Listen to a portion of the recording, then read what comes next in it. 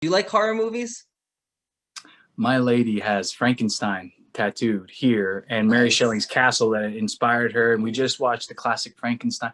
I'm getting into them. I'm more of like a anime, Disney, Dragon Ball, Right. Naruto. But like, yeah, I mean, I find some movies are amazing. Like, Okay.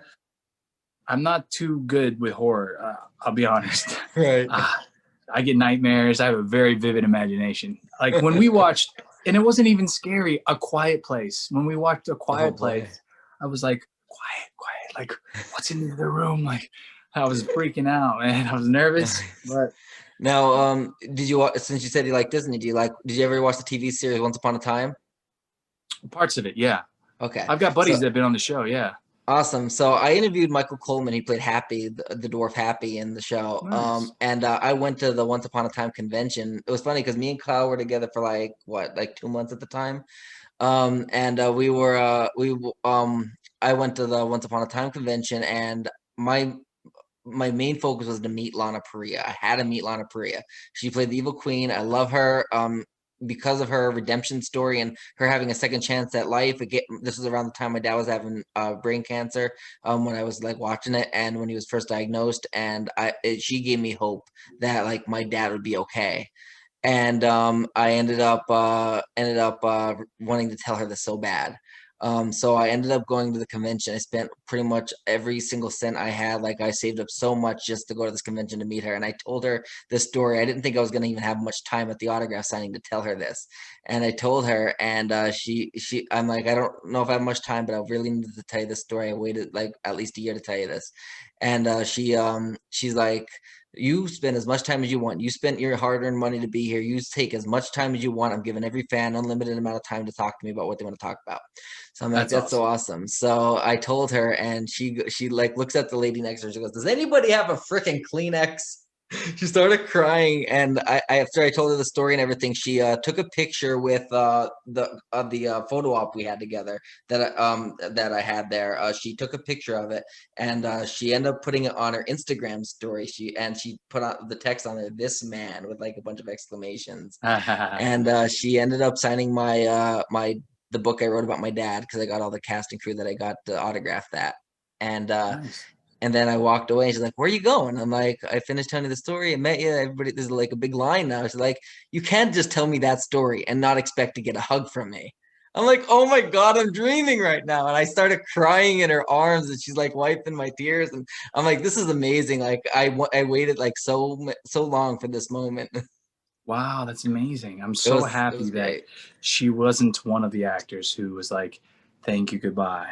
And Right, exactly. oh, man, there's too many conventions I've been to that I've been a part of that I'm signing and next to me they're like, next, or they look at their Right, security and be like, come on. And I'm like, dude, like, come on. Like, you know, right. we're so lucky to have this opportunity. Yep. And you're just like, anyway. So And plenty of people. So yeah, I'm very happy that you had such a positive experience with yeah, someone that you because really look up people to. spend a lot of money for these events, and just for a quick, 2 minute, hello, thank you, goodbye type of thing. Like they spend all this money to meet these actors, and Yeah. then that happens.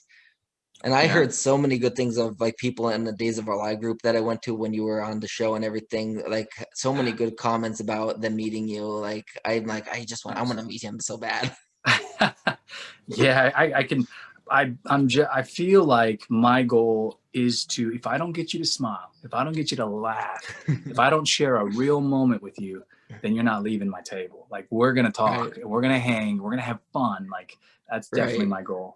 Somebody's Like in. Megan is in. Megan's the boss.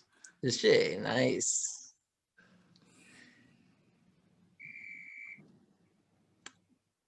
All right, there's 3 people now. Yes. The So time is now gonna we're be at 40 limited. minutes. Hey, Megan, Hello, let me can you hear fix me? I my. just want to let you know I am recording right now. I wanted to take kind of advantage of the entire conversation I was having with Sean. So Yeah, of course. Nice awesome. beanie, Test. bro. And let Thanks me for the hands. turn my Tom, phone dude. down. Raw. Turn it off. There we Christopher, go. you killed me yesterday. You were so funny. I was like Bro. dying laughing. It was like such the little kid, like where the bad guy is like not so bad anymore. You're like, I wasn't sure if I should go that direction, keep him really cool, or go Mhm. like immature with him. Hey But Shelby, in that I moment, I just figured it'd be I silly. will. Sorry. No, it's fine. There's somebody else coming in, so I'll let them know once I put this person in as well. Thanks, And Scotty. there we go.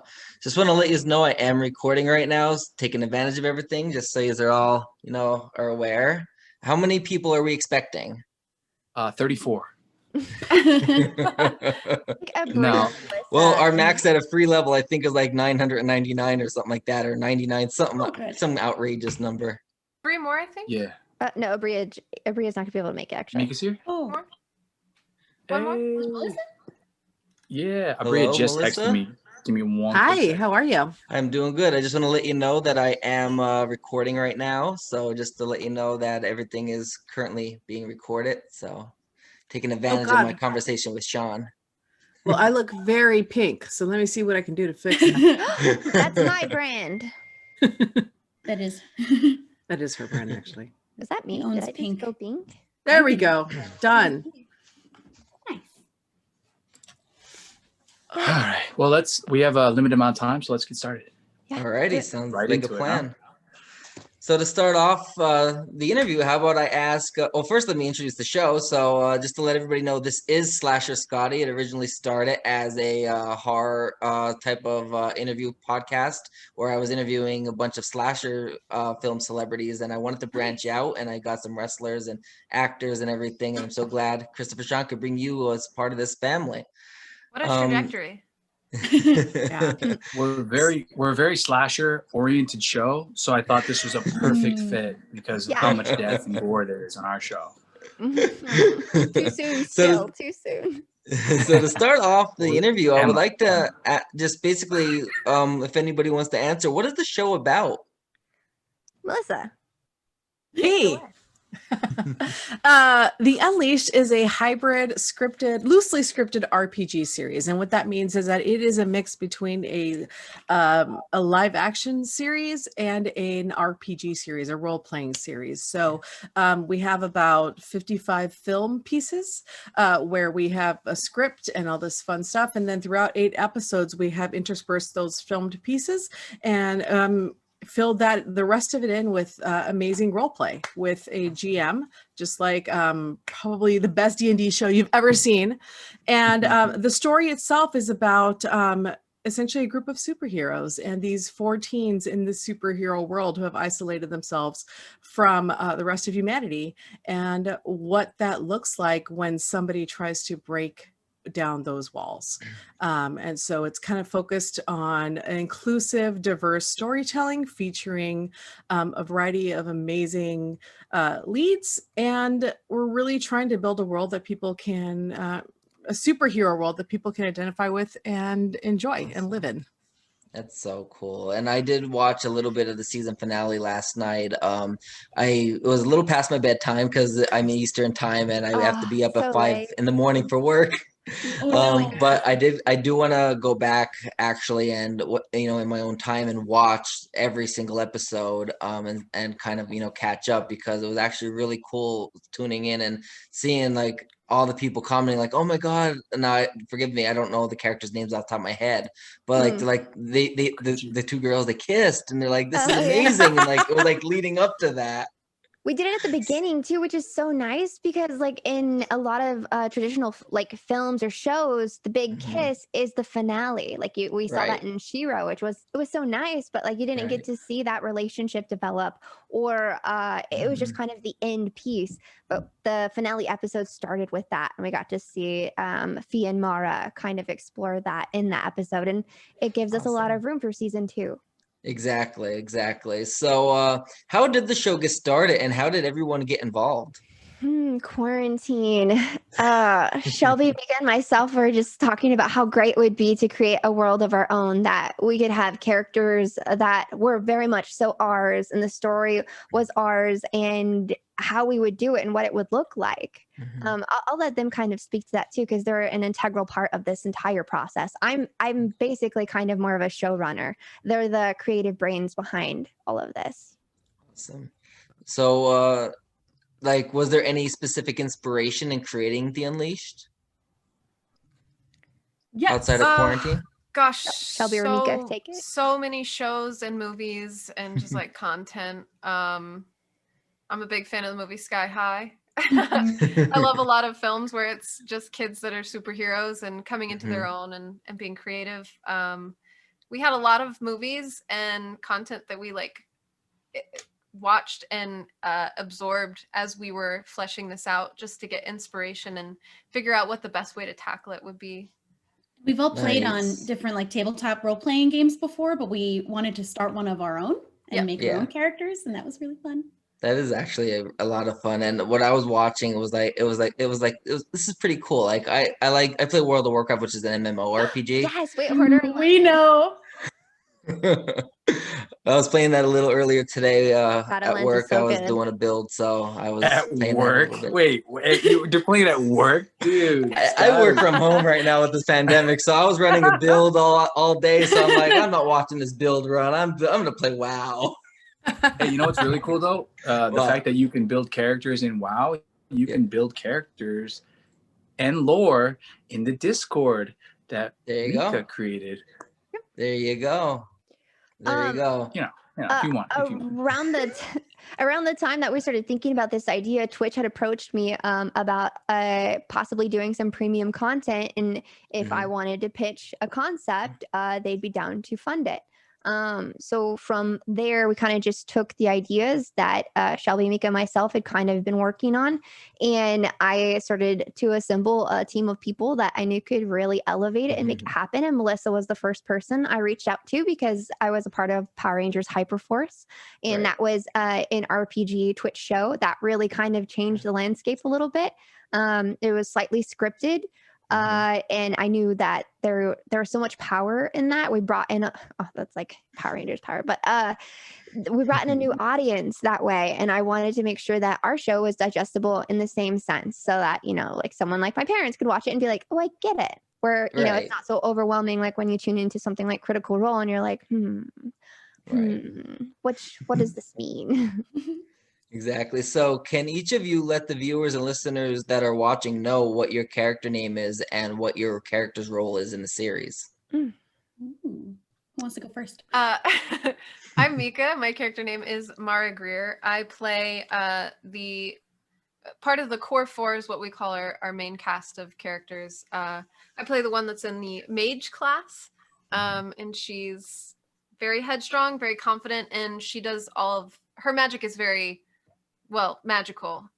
It's all from the mind, and I don't really know how to explain it that well. Doctor Strange-ish. Yeah, Doctor Strange, Scarlet Witch, There you kind go. of that kind of magic. Yeah. And she had some really cool secrets that came out throughout the season of the show as well. Awesome.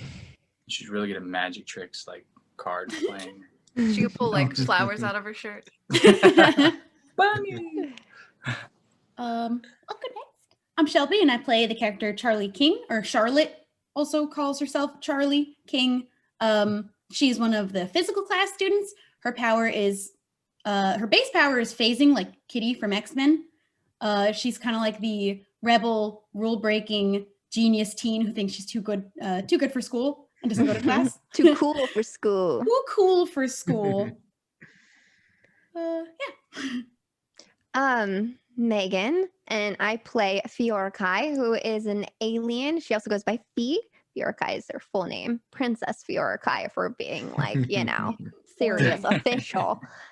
She plays an alien who got portaled here from a different planet. She saw something shiny, fell through. Another student had opened up a portal, and she's kind of stuck on Earth. She had to learn like the language and all of Earth's traditions, and Charlie has been an integral part in teaching her all the things just a little bit wrong. So she's a bit of a quirky character. Her power is water bending, except instead of the water being blue, it's pink, because that's how it is on her home planet. But yeah, she's very optimistic and a little bit gullible. Nice. I play the hero Daniel. You wish. No, I'm kidding. No, I'm kidding. No, I play the bad guy. I play Dante.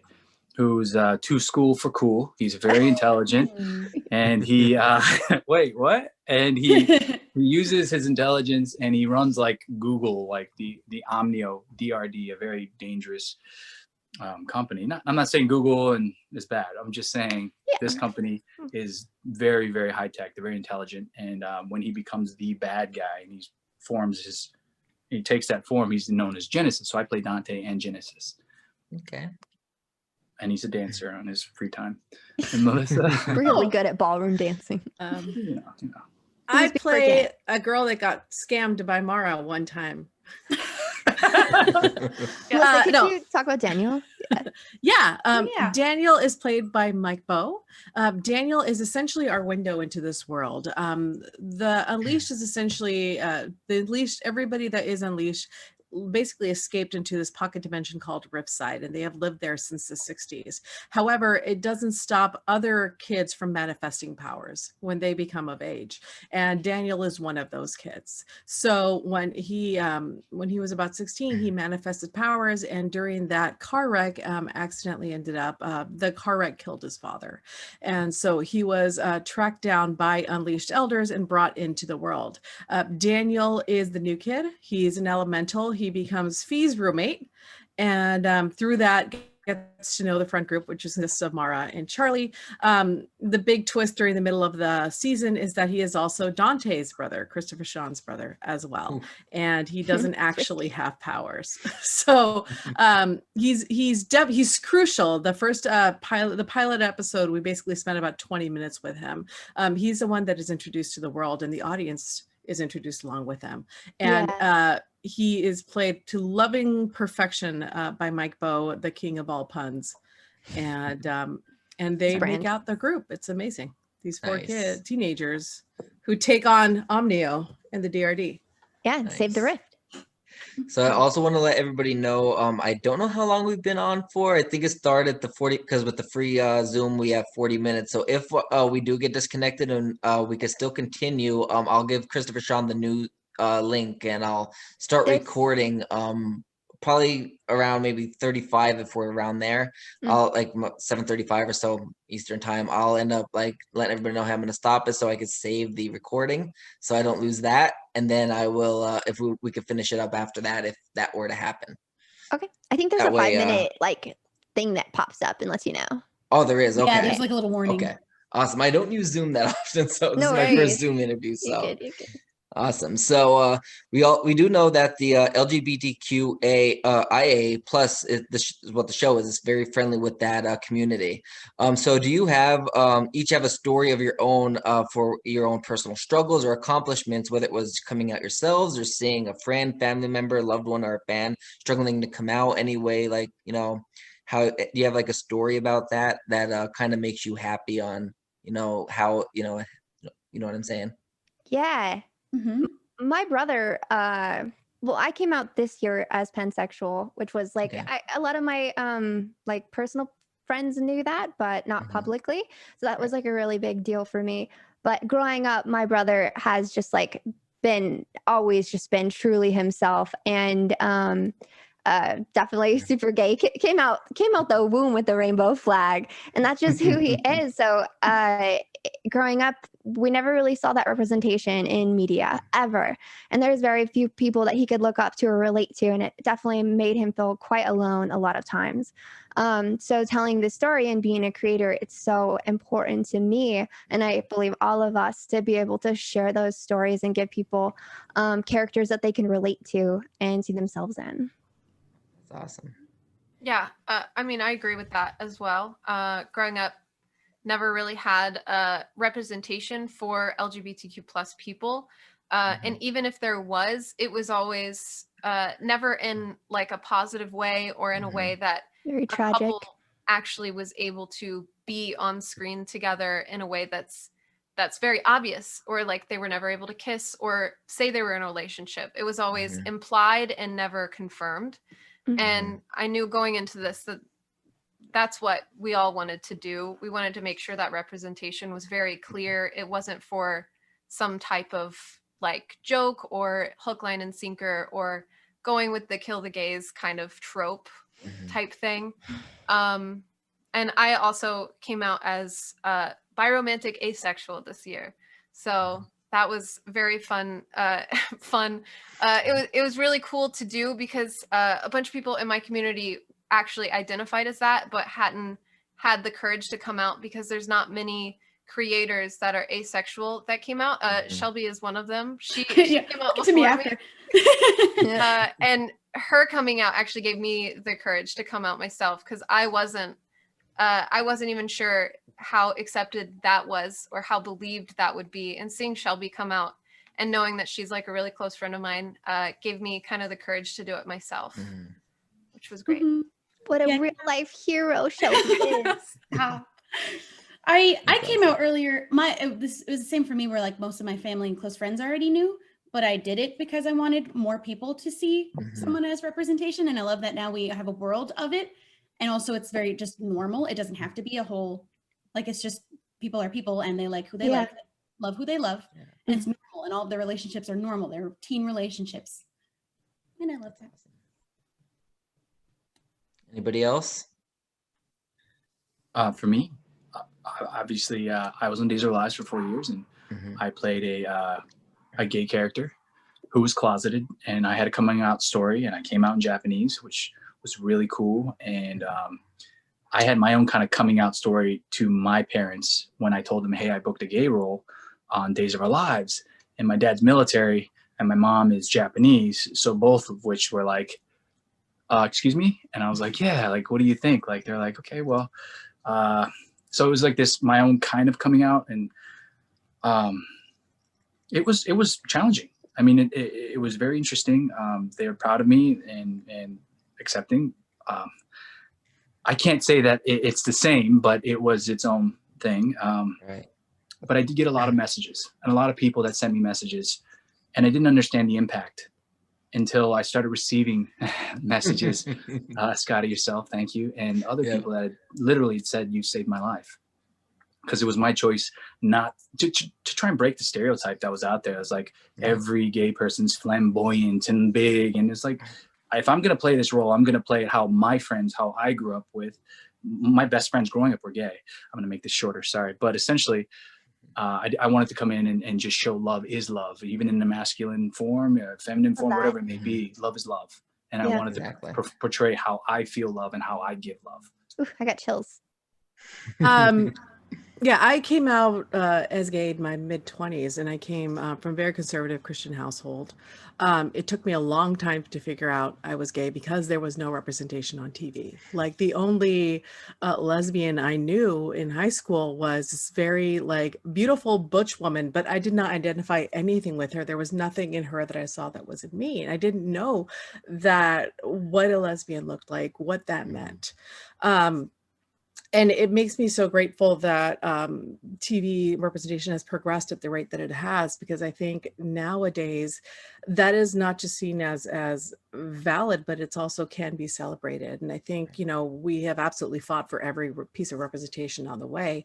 But I think what really would be my goal here, and I think what I love what we've done about this, is that it's normalized. You know, this is a superhero series that features LGBT plus leads, but that is not the focus of this series. That is just who they are and who they love. And it just happens to be that way. And I think that sense of normalcy is what is so critical for a young audience. I mean, I spent 10 years on Power Rangers, and I know what representation means for kids, especially in superheroes. So that was definitely a big goal, especially the incredible inclusive cast that we had put together. I think it was important for all of us. And so we all wrote it that way, that it wasn't just, you know, the token gay character. It was, this is who they are and this is who they love. And I don't think I think we didn't ever even say gay until literally the last episode. Right. And it wasn't even about one of our main characters. Right. You know, it's it's just normalized. It's so important to normalize it, and this show does that. Yeah. Right. And it's one of those things that we're used to seeing, like, you know, for example, on the Hallmark Christmas shows and all these shows, like the man is with the woman type of thing, even on soap operas most of the time. So why not normalize, you know, the gay relationships, and not be like, this is LGBTQ, this is normal. This Yeah. is who this isn't, you know, a man loves a man, a woman loves a woman, a man loves a woman type of thing. This is a person loves a person. Yeah. Mm-hmm. I think we definitely try and play it that way too. It was never 100% addressed in any kind of like weird Right. fashion. It was just like, you know, like Fee had a super big crush on Mara. Mara had to play it cool. And it just like, it was just nice. All the friends treated it just like as a Right. normal thing too. It was Mhm. really cool. That's Yeah. awesome. That's awesome. So this question is for Christopher Sean.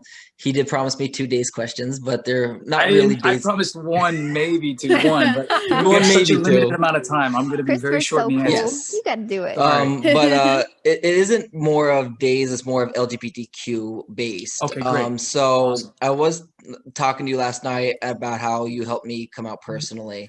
And you know that I am a huge fan. But so we know that Paul Narita did face a similar situation that I was in. So how do you get a lot of fans like telling you their stories, and like which stories like make you, how do I word it? Which stories kind of make you feel like you did your job well, like you did not just an acting role, but you basically made them feel the way they should feel and not like an outcast. Well, no one should feel like an outcast, no matter what, unless Right. you're a killer or doing terrible, terrible things. Right.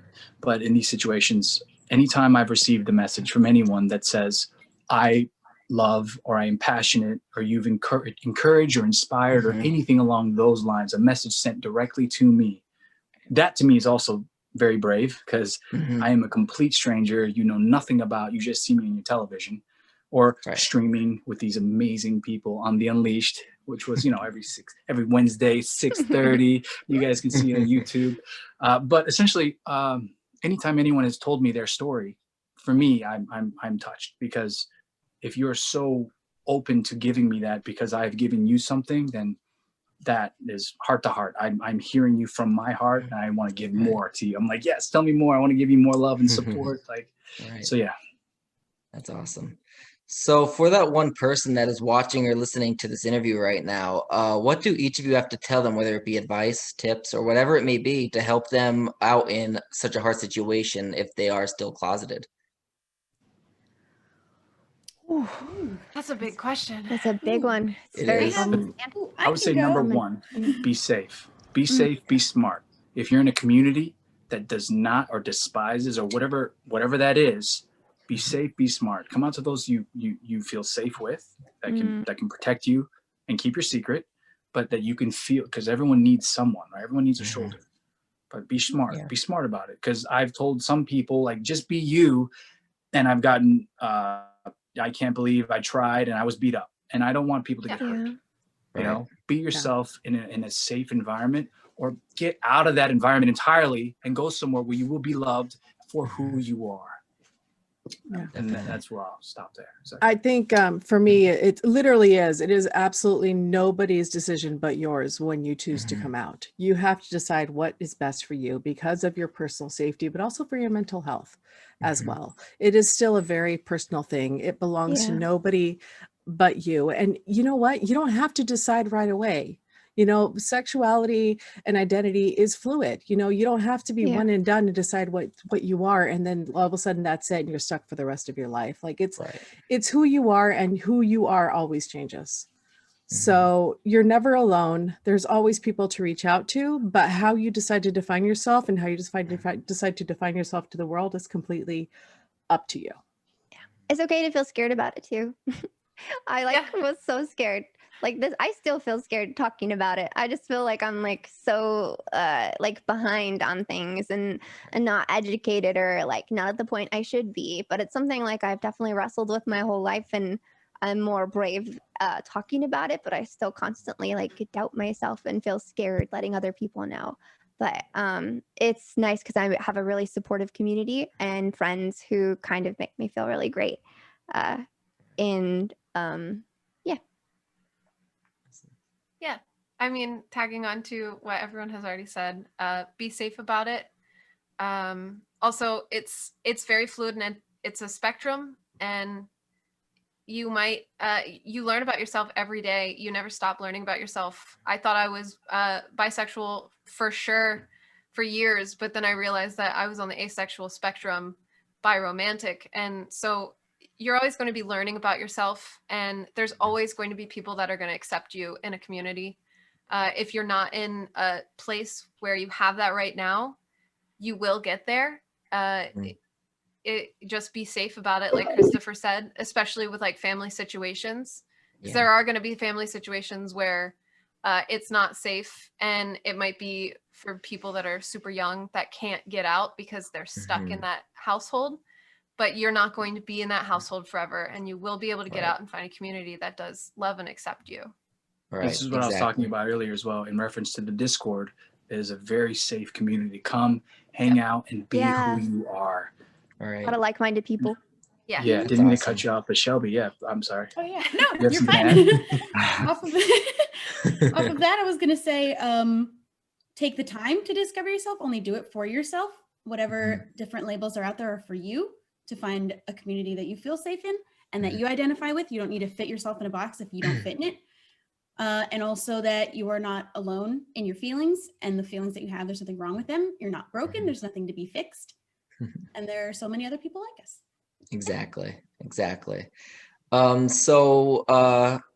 Has filming the first season of The Unleashed helped those in the LGBTQIA plus community? And if so, how? And did you get any fan mail or fan messages from people that it has helped?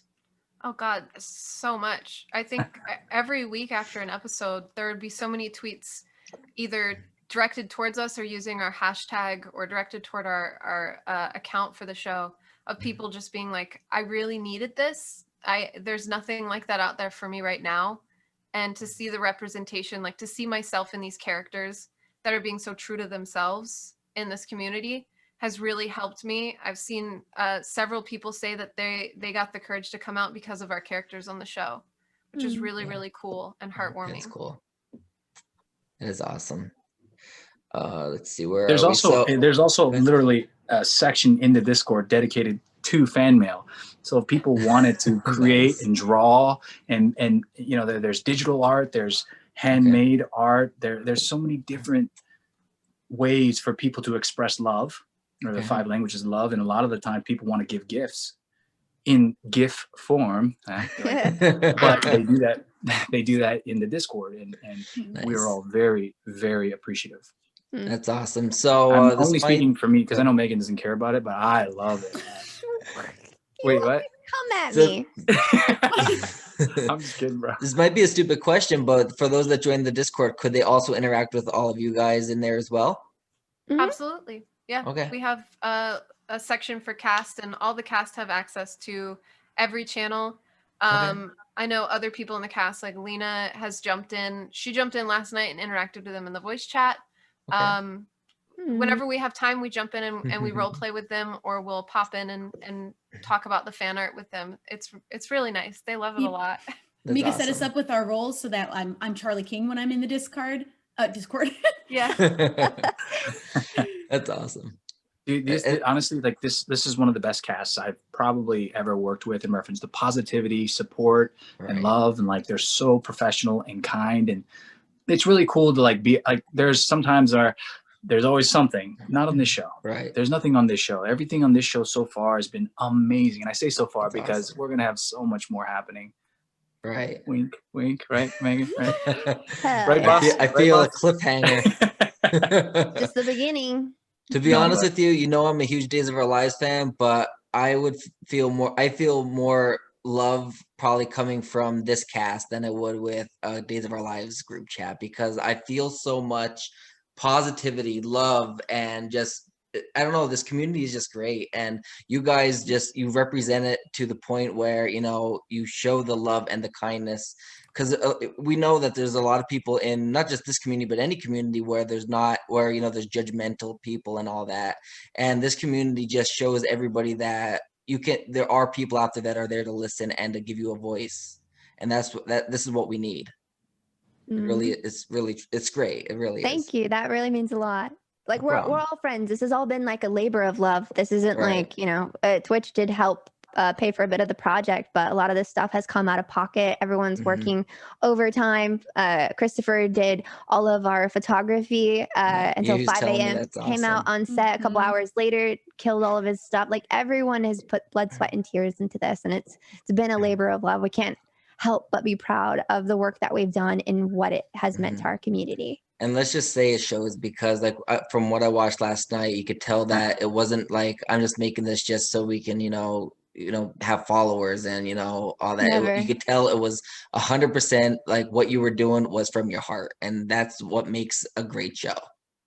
You can tell when it's from your heart. Of course. Thank you. No problem. So let's see. So here's my last question for Christopher. Wait, what?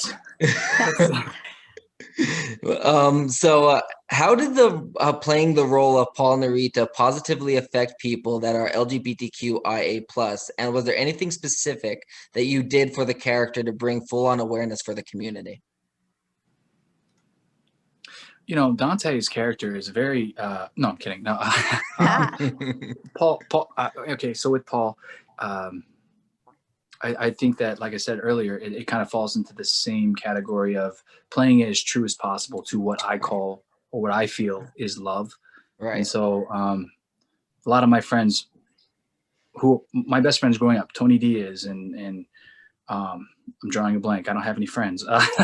But Tony Diaz, one of my best friends growing up, he was gay, and I met him recently. He's doing sound engineering for Star Wars, and I was like, dude, what are you? That's awesome. You're on Resistance, and he's like, yeah. So we caught up. We used to wrestle in the front yard, like, anyway, essentially, growing up with people who were closeted, they had to act masculine and act like whatever. They don't have.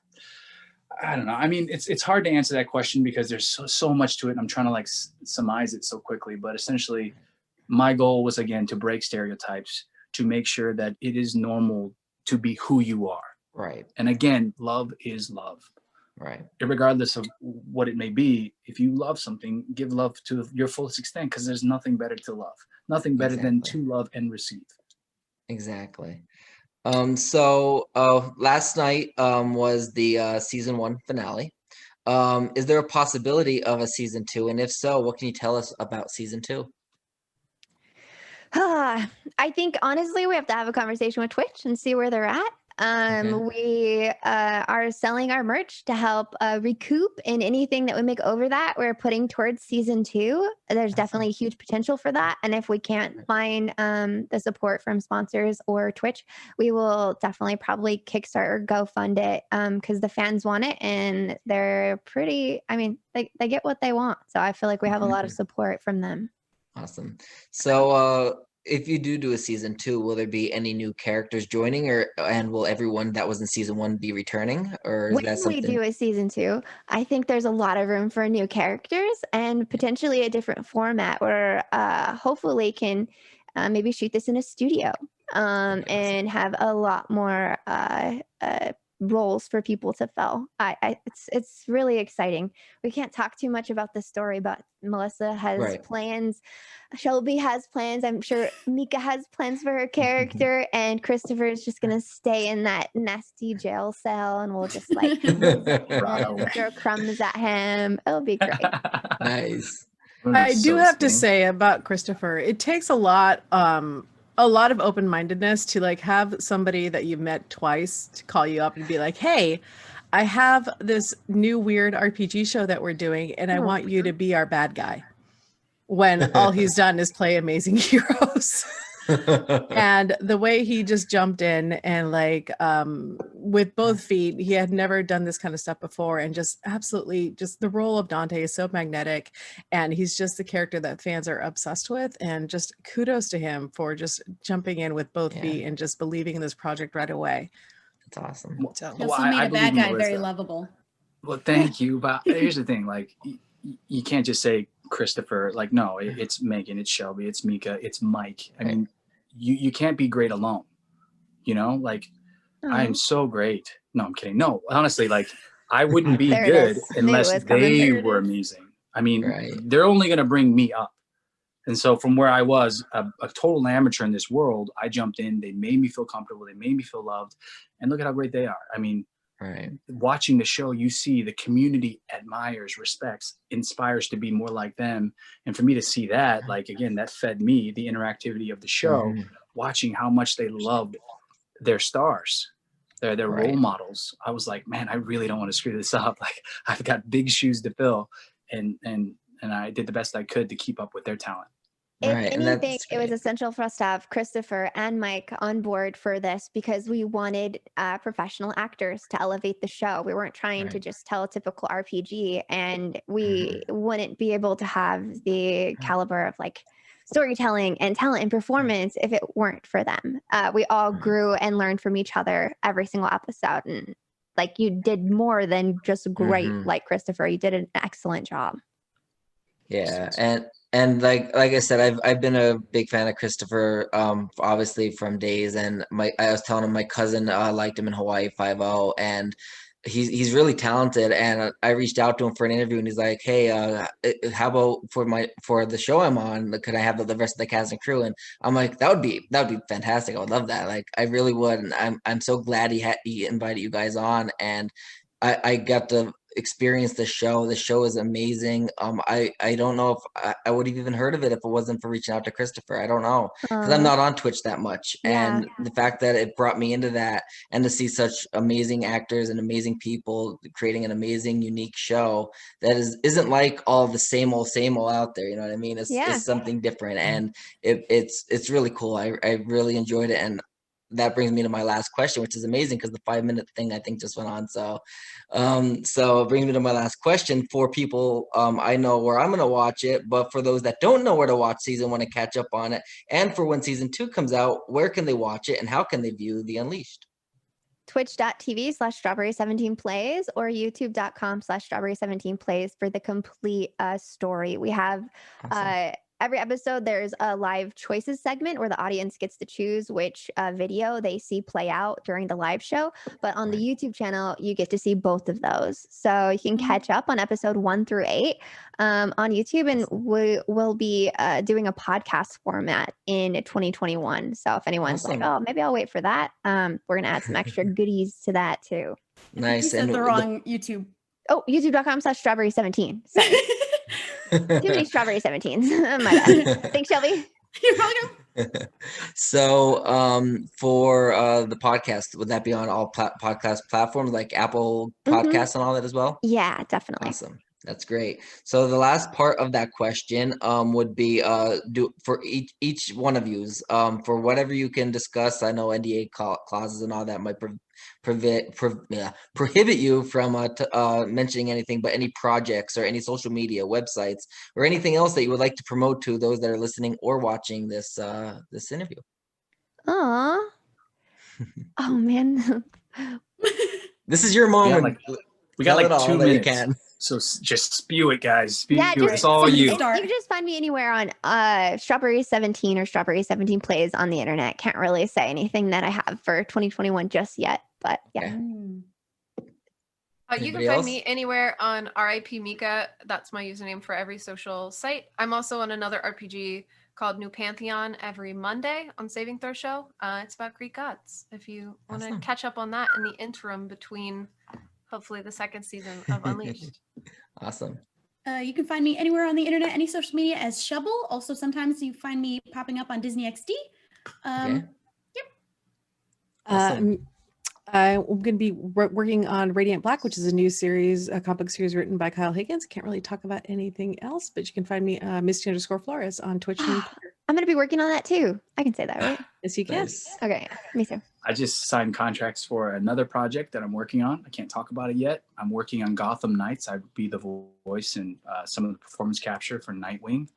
I've got a couple other projects that are on NDAs, but I've got a few things in the pipeline I'm really excited to share. Awesome.